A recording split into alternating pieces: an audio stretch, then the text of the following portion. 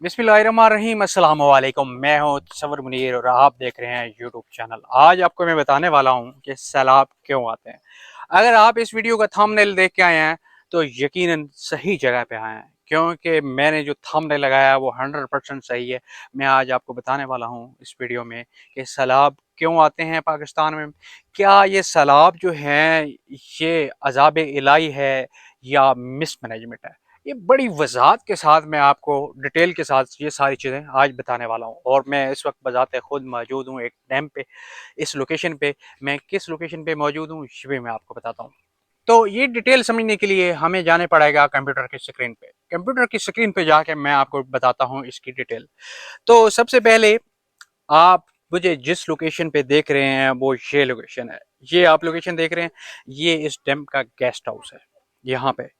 अच्छा, अब अगर हम इसको देखें यहाँ पे सेटेलाइट व्यू में, हम इसको सेटेलाइट मोड में ले जाते हैं। सेटेलाइट मोड में देखें तो ये एक जो आपको ब्लू एरिया नज़र आ रहा है ये डैम का पानी है। ये पीछे आपको एक पट्टी नज़र आ रही है, ये पूरी ब्लू पट्टी जो है ये पानी, ये वो चश्मा है जिससे पानी यहाँ पे आ रहा है। तो यहाँ पे ऊपर आप अगर देखें तो यहाँ पे आपको 2 3 4 डैम और नजर आएंगे। अच्छा, अब आप इसको ले जाते हैं सेटेलाइट मोड पे। सेटेलाइट मोड में लेके आपको मैं दिखाता हूँ तो ये आपको बड़ा क्लियर नजर आ गया है कि यहाँ पे जिस लोकेशन पे मैं इस वक्त मौजूद हूँ ये वाला वो डैम पे है। तो अब इसको मजीद आगे बढ़ाते हैं। तो अब ये है कि ये ऊपर से जो चश्मों का पानी आता है ये पहले एक डैम पे है, ऊपर एक निजी डैम पे है, फिर उसके बाद एक निजी डैम पे है। ये पानी उनमें स्टोर होता रहता है। जब ये पानी उनमें स्टोर होता है तो ये आहिस्ता आहिस्ता नीचे आता है। नीचे आने के बाद ये वो वाली लोकेशन है जिसपे मैं यहाँ पे मौजूद हूँ। अच्छा, अब आप देखते हैं कि ये पानी जो है ये आगे कहाँ पे जाता है। ये पानी यहाँ के इसमें से जो ओवर होता है पानी, वो पानी नीचे जाता है। इसके सप्पल में से ओवर होता है, जहाँ से भी इसके ओवर होता है, नाले से ओवर होता है, जहाँ पे ओवर होने के बाद ये पानी कहाँ चला जाता है।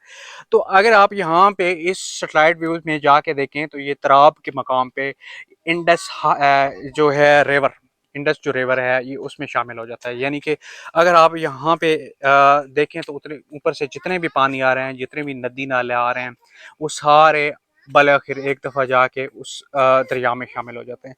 अगर हम इसको देखते जाएं आगे तो ये दरिया किधर जाता है। तो जनाब ये दरिया बहते बहते बहते उस समुंदर में शामिल हो जाता है। ऑफ द एंड अगर हम इसको सम ऑफ करें तो होता ये है कि ये जो सारा पानी है, बारिशी पानी है, ये आखिर में ज़ाया होके समुंदर में शामिल हो जाता है, यानी हमारे किसी काम में नहीं आता।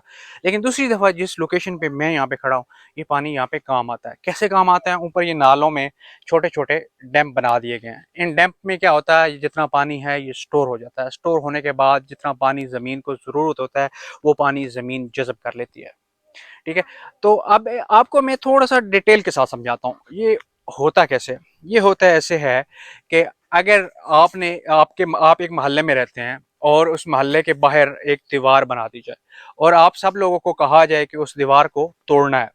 तो आप क्या करेंगे? आप सारे लोग जाएँगे उस दीवार को धक्का देंगे और वो दीवार जाके टूट जाएगी। लेकिन दूसरी तरफ अगर हम ये करें कि हम आपका वो जो मोहल्ला है उसकी हर गली के आगे एक दीवार बना दी जाए और आपने जाके उसी दीवार को, जो मेन आपके मोहल्ले की दीवार है, उसको तोड़ना है, तो आप क्या करेंगे? आप अपनी गली से निकलने के लिए अपनी जो दीवार बनी हुई है एक सीढ़ी लगाएँगे या किसी तरीके से आहिस्ता, आहिस्ता, आहिस्ता आप लोग निकलेंगे और वहाँ पे जब सारे लोग इकट्ठे होंगे तो उनका ज़ोर जो है वो कम हो जाएगा। लेकिन दूसरी तरफ क्या होगा कि अगर वो रुकावटें नहीं हैं तो आप एक रेले की शक्ल में जाएँगे। 5 बंदे एक गली में से निकलेंगे, 5 दूसरी गली में से निकलेंगे, 5 तीसरी गली में से निकलेंगे, वो एक रेला बन जाएगा। वो रेला जाके उस दीवार को धक्का लगाएगा और वो टूट जाएगी। तो यहाँ पे मिसाल यही है कि अगर छोटे-छोटे डैम्स बना दिए जाएँ तो ये पानी जो है वो रेले की शक्ल इख्तियार नहीं करता और वो आहिस्ता-आहिस्ता उसमें दो ज़रूरियात पूरी होती हैं हमारी। एक तो ये कि उन जो छोटे-छोटे डैम्स हैं वो भर जाते हैं और हमारी काश्तकारी के काम आता है। दूसरी तरफ अगर आप देखें, दूसरी सूरत हाल यहाँ पे ये है कि अगर अल्लाह ने अपना अज़ाब भेजना होता तो वो इंडिया पे भेजता। वो गैर मुस्लिम है, वो मानते ही नहीं है। लेकिन इसी सैटेलाइट रोड में मैं आपको दिखाता हूँ, यहाँ पे आप ये इस स्क्रीन पे देख सकते हैं कि यहाँ पे इंडिया में आपको जगह-जगह ये ब्लू पट्टियाँ नज़र आएँगी। ये क्या हैं? ये उनके डैम्स हैं। ये उन्होंने डैम्स बना लिए हैं। इस वज़ह से वहाँ पे सैलाब नहीं आया और यहाँ हमारा सैलाब आ गया। तो अब बात यहाँ पे ये है कि मेरी शहबाज शरीफ, मैं आपसे ये कहना चाहता हूँ कि आपका काम जो है ना हेलीकॉप्टर से वो सैलाब ज़दा गान के लिए वो थैले फेंकना नहीं है। आपका काम डैम्स बनाना है ताकि हमारी आने वाली नस्लें जो हैं वो महफूज रहें।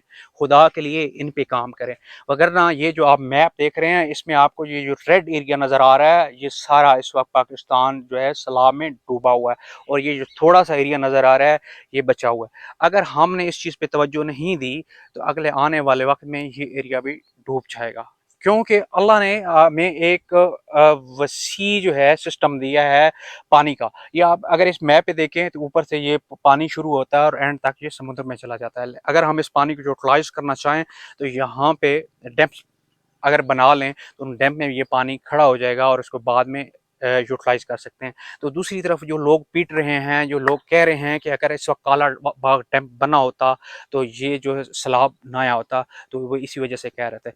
अगर वो डैम बना होता तो ये पानी का रेला जो है वो ना बनता और इस तरीके से ना फैलता। अच्छा, यहाँ पे एक और बात बताता हूँ आपको। सपोज यहाँ पे ये इस नाले के अंदर यहाँ पे ये डैम्स ना बने होते तो क्या होता? क्योंकि मैं यहाँ का ही रहने वाला हूँ, मैंने अपनी आंखों से देखा हुआ है कि जब ये डैम बना है, इस डैम की इतनी लाइफ नहीं है। इस डैम की हिस्ट्री में मैं आपको बताता हूँ, बहुत कम है। इस डैम बनने से पहले क्या होता था, हम भी यहाँ पे सैलाब देखते थे। जब बारिशें होती थी तो हम अपनी मकामी ज़बान में उसको हड़ कहते हैं, वो हड़ आया करते थे और हम बड़े दूर से उसको देखने आया करते थे। तो वो क्या होता था कि जब बारिश होती थी तो एक रेला बनता था, वो रेला बन के यहाँ से गुजरा करता था। लेकिन अब हो जब से ये डैम्स बने हैं कभी हमने वो हड़ नहीं देखे, वो जो सैलाब हैं या वो पानी का रेला है वो कभी नहीं देखा। उसकी रीज़न ये क्या है? उसकी रीज़न ये है कि जब पानी कंट्रोल हो गया है। जैसे कि मैंने आपको यहाँ पे मिसाल दी है एक एक जत्थे की, तो वो पानी का जो जत्था है वो कंट्रोल हो जाता है, वो आहिस्ता आहिस्ता आता है। पहले ऊपर वाले डैम में, जैसे पीछे आपने मेरे सेटेलाइट व्यू में आपको डैम्स दिखाए थे छोटे, कुछ पानी उसमें रुक जाता है, कुछ उससे नीचे वाले में रुक जाता है और कुछ इसमें आता है, फिर आहिस्ता आहिस्ता आता है।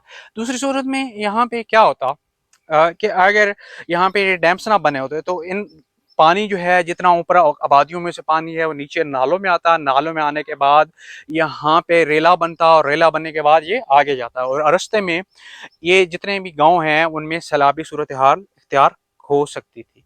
लेकिन इन स्टैंप्स बनने की वजह से ये यहाँ पे कंट्रोल हो गया। तो अब मेरा यहाँ पे कहना ये बनता है कि मैं आज एक्सपोज करने वाला हूँ, मैं आपको यहाँ पे बहुत कुछ बताने वाला हूँ। वो ये है कि पहली सूरत हाल तो ये है कि यहाँ पे सच बोलने वाले को, यहाँ पे पहले तो कहते थे कि सच बोल के फलां ने उसको नंगा कर दिया, लेकिन आजकल सच बोलने वाले को नंगा कर दिया जाता है। लेकिन मेरी आपसे रिक्वेस्ट है, मेरी यहाँ से कि अपने आप अपनी आंखें खोलें, अपनी आने वाली नस्लों के लिए आंखें खोलें। अगर यही सूरत हाल रही तो अभी इस सैलाब की वजह से पाकिस्तान 20 साल पीछे जा चुका है। हम हर दफ़ा इन सैलाबी पानियों की नज़र होते जाएंगे और हमारी आने वाली नस्लें जो हैं हर दफ़ा 20 साल 20 साल 20 साल पीछे होती जाएंगी अगर हमने इन पे कंट्रोल नहीं किया तो।